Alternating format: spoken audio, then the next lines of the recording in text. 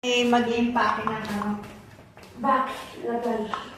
Meron tayong ligo. Ayan. May impake po tayo para sa ayuda. Ayan. Ligo. Ligo. Nescafe. 3 kilong bigas. At pasit canton. Para sa isang ano. Ganito po siya. Ayan. Tapos may biskuit. At May pita. pita. May... Tapos may kanton. Ano na po to? May kanton. Ayan. 4 na sakong bigas to. Tapos 3 box na Kilo. 3 box na kanton, 1 box na kape. Ayan. Tapos lalagyan natin siya ng ganito. Pita. At Nescafe. Yan, sila ang aking katukaturo. Mimigay kami sa SEM break po. Mimigay tayo sa mga mangyan. Yo! Yay! Sibre! Tapos mga old clothes.